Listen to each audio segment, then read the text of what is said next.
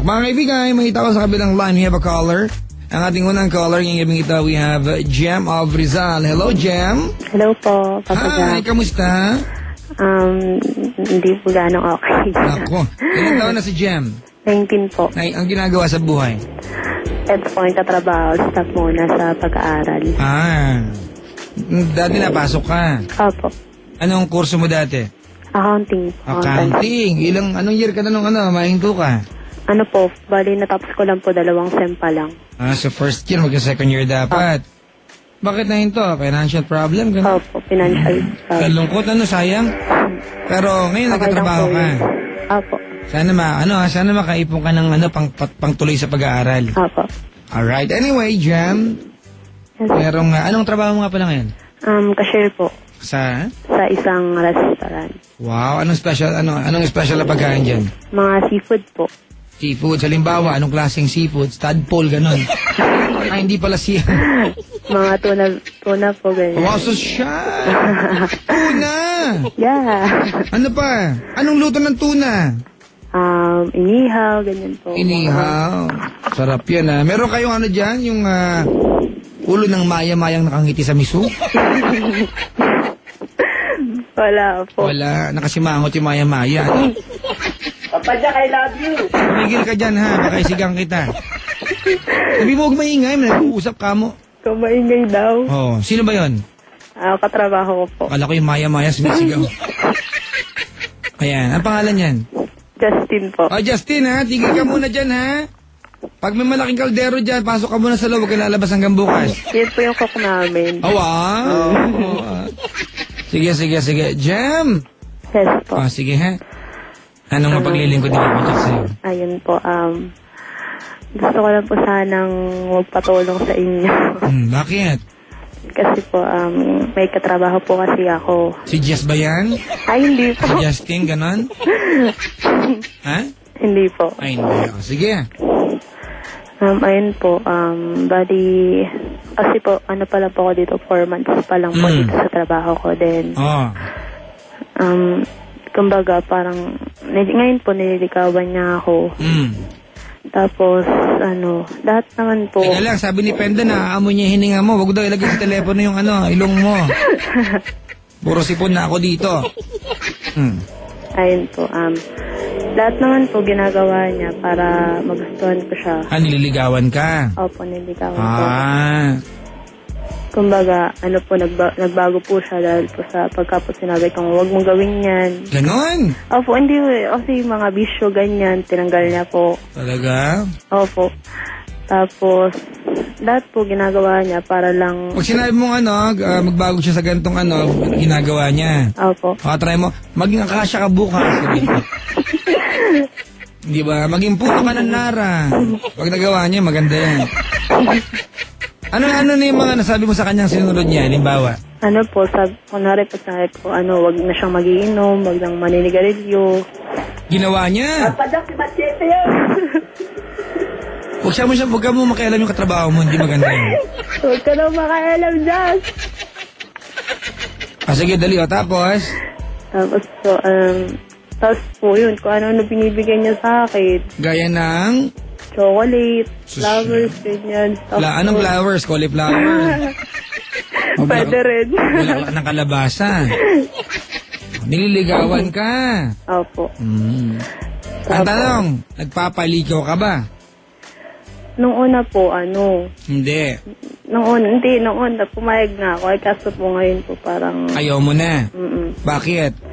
Kasi po, parang na-realize ko sa sarili ko, hindi pa rin ako, kumbaga parang umaasa lang sa wala kasi hindi pa talaga ako ready for relationship. Wow! Hindi po, parang po kasing gusto ko pang enjoy yung buhay ko as single, ganyan. Ano problema ngayon? Alam mo naman pala yung bagay na gusto mo. Ayun po, kaso po, kumbaga parang, gusto ko po kasi bumalik kami as magkatropa na lang. Sige. So, wag mo nang pagandahin to, ha? Opo. Ang ibig sabihin nito, busted siya. Opo. Yun. Ayun lang yun, So, hindi mo pa nasabi sa kanyang busted siya? Ano po? Nasabi ko na po. Ano sabi mo sa kanya? Opo. I hate you, ganun. I do not like. Ano na? Ano ba? Nasabi mo na sa kanyang busted siya? Opo. Hindi pa? Nasabi ko. Kumbaga hindi pa naging malinaw sa kanyang, malinaw na ba sa kanyang, hindi mo siya gusto? Opo, pero kumbaga pero hindi ko po nasabi sa kanya na sana. Akasa mo? Na sana po maging, yung katulad po kami uli ng dati, yung masaya po, yung kumbaga walang gustong, yung wala siyang gusto sa akin, ganun. Kumbaga, tropa lang talaga kami. Yan. Ayun po. Sige, bago kita payuhan, kung nakaantabay siya, anong first name niya? Pare na lang po. Ha? Pare na lang po. First pare name, kita. itawagan, uy. Huwag ka makulit. First name? Mark Rindo po. Mark? Mark Rindo. Rindo, apelyido niya. Huwag nyo na sabi. Rindo nga, Rindo. Hindi po. Ano? Second name niya yun. Second name. Sige. Generous ka din, no? First name lang hinihingi ko, pati second name, mabot ka pa. Sige, Mark Rindo. Ayan, nasan siya ngayon? Andito rin po. Baka hayop ah. Nagdrama pa. Andun sa may malayo. Sana man lang, diba, sana man lang, nag-usap na lang kayo dyan. Hindi nga po kami Dinamay niyo pa nag-uusap ako eh. Hindi nga po kasi kami nag-uusap ngayon. Bakit? Kumbaga, nag-iisnaban. Oo. Ako lang nang-iisip sa kanya. Ganda. Sino ba kamukha mo artista? Matanong-tanong lang. Wala. Lang. Wala po. Ha? Wala. Wala? Ay, yung hindi artista. Nanay ko. Malamang. Sige, okay. Ganito, kung nakaantaba si Mark Rindo sa'yo ngayon, at pwede niya marinig to nice mo sabihin sa kanya, o basta di mo na on air. Total, gusto niyo maradyo, pwede mo na sabihin sa kanya ng personal yan. Dali, tapos, pagkatapos mo, tsaka kita papayuhan. Sige po. Dali, ano tawag mo sa kanya, pare? Opo. Dali, pare, dali. Pare. Sana. Una pala, gusto ko pasalamat.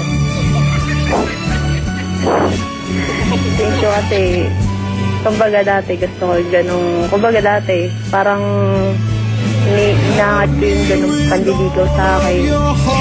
Kumbaga, ano ba yung kanta nyo? Huwag ka magulo, maganda yan. Very meaningful yung kanta niya, magulo ka eh. Diba? Love me with all of your heart. Ano masama sa kanta? Ayun nga. Thank you. Pagpaparamdam sa akin na special ako. All your kisses. Sorry. Kasi hanggang tropa lang talaga. Every summer. Masaya pa ako eh. Masaya pa ako sa... You deserve someone better. Kalungkot! Hindi, alam mo, Jem, kaya binibiro ko yung part na sinasabi mo. Alam mo bakit? Opo. Para may nakakatawan na gaganap. Alam mo kasi, para sa'yo, funny to, di ba? Natutuwa ka pa dyan. Para sa mga nakaantabay, na-amuse sila, di ba? Pero para kay Mark Rindo, masakit to. Opo. Busted siya eh. Di ba? Kahit sinong lalaki pag nabusted, di ba? Kumbaga ano yan eh. Pride ang tinatamaan sa amin, di ba? Opo. Alright, wala ka namang kasalanan talaga, Jem. Hindi mo siya gusto eh. Tinry mo magustuhan. Tapos, kulang naman yung pwede mo ibigay sa kanya. Bilang girlfriend, tama lang na wag mong pagtuloy-tuloy umasa siya. Pero kung nais ni Jem ay bumalik kayo bilang magkaibigan na parang dati walang mali siya, mahirap yan. Sa'yo madali kasi wala kang gusto sa kanya eh. Opo. Diba? Walang affection na manggagaling sa'yo. Kumbaga hindi ka affected, kaya okay lang sa'yo yan. Sa kanya, mahirap yun kasi alam natin na kahit anong gawin natin, may gusto sa'yo yung tao. Diba? Opo. Sige, ikaw magpayo ngayon kay Mark Rindo na sana, diba, subukan niyang hindi man kalimutan, mahirap kasing gawin yon, pero sana ibalik niya yung dati na maging komportable ulit yung samahan niya. Dali, ikaw magsabi sa kanya. Pare. Bakit? Ayun, sana. Basta marami pa naman iba dyan eh. Makakahanap ka rin yung talagang para sa'yo talaga. Good luck mo na siya. Good luck. Good luck saan? Good luck sa pambibingwit.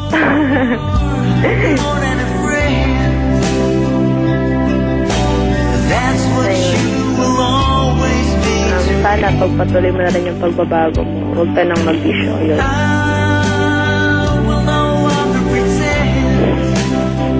Yun po.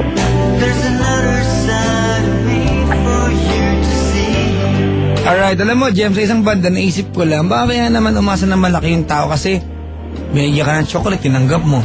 Binigyan ka ng flower, tinanggap mo. Kumbaga, ipinaramdam mo sa kanya bilang nililigawan na may pag-asa siya, di ba? Opo. In-enjoy mo pwede niya ibigay, tapos bigla mabasti din. Di ba? Pero alam natin, ang binibigyan niya ng flowers saka chocolates, di ba? Nung nag-try siya magbago para sa'yo, masaya rin siya sa ginagawa niya doon. Sana pagtuloy-tuloy niya yan. Hindi para sa'yo, para sa sarili niya. Di ba? Opo, tama po. Alright, Jem. Yes po. Ganito, ayokong sabihin imposible na hindi na bumalik yung dati. Pero malaki yung yung papel na gagampanan mo para may ibalik yung dating samahan niyo. Kung talagang magkaibigan lang pwedeng bigay sa kanya. Opo. Kasi may ilang yan sa'yo. Ikaw mag-reach out. Di ba? Ikaw mag-reach out sa kanya. Para at least kahit paano, hindi man kayo naging magkasintahan, nagkaroon ka ng kaibigan. Sa pagkatao ni Mark Rindo. Okay? Hoy, may nag-text, no? Ano ba yung ringtone? Ba't ganyan? Parang robot. Okay na? Opo. Sige. Salamat sa pagtawag, ha? Salamat din po, babada. Teka lang, may nag-text, Jem. Oh. Si Dambu ng Showtime.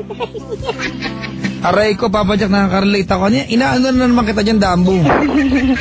Nakaka-relate ka na naman. Nabasted din ulit to. Dambu, babaero ka, ha? Sige, salamat sa pagtawag, Jem. Salamat po. Alright, sana makatuloy ka sa pag-aaral mo, ha? Apo. Alright, good evening sa'yo, Jem. Sige po, bye-bye. Ayan, mga kaibigan, si Jem po yan ng Rizal. Ang kalungkot naman. Ay. Wala lang.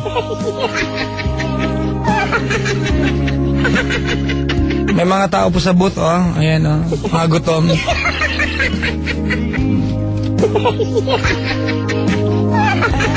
Mga kaibigan, ang ating oras ay 10 bago sumapating 10 ng gabi ng Martes.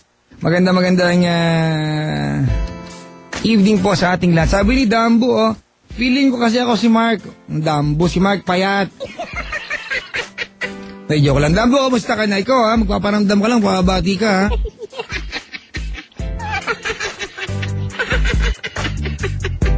Sige na nga, di na ako galit sa'yo, Dambu. Gawin nating light ang gabi. Mga segue, mga kaibigan. Oo nga, gawin nating light ang gabi. May paraan dyan, mga kapatid, mga kaibigan. May paraan para maging light ang ating mga gabi. Diba? Dahil magaan ang buhay pag tama ang pananaw. Parang Emperador Light. Diba? Buo ang lasa. Magaan kasama. Yan ang gusto naming lahat. Gawin mong Emperador Light. Gawin mong light, mga kaibigan. Drink moderately. Sa mga nilalang po dyan na giniginaw ngayong gabi, yung mga tipong walang lakad bukas, gawin yung light. Nga. Diba? Kung na problema kayo sa buhay, meron kayong halimbawa. May pinagdadaanan kayo pero gusto mo na talaga mainis. May ibang paraan naman para hindi ka mainis. Gawin mo na kasing light. Pag tinext ka ni Mrs. dahil nagtatanong kung nasaan ka, huwag mong isipin na ginagwardya ka niya. Gawin mong light, isipin mo na i-miss ka na niya. Ganun nga. Ay, naku. Mga kaibigan, we've got 4 more callers para kausapin ngayong gabing ito. Dali, sali na kayo sa akin, ha? Mamaya sa ating the letter. Ang format, Love Radio, space at TLC, space, letter, space the body of your letter, tapos isend sa 2600. Papa Jack, ikaw po ba ang salarin doon sa status ni Chico Loco? Teka lang, mga kaibigan, ha? Papa Roy, may nag-text dito sa, sa 2600. Sabi niya,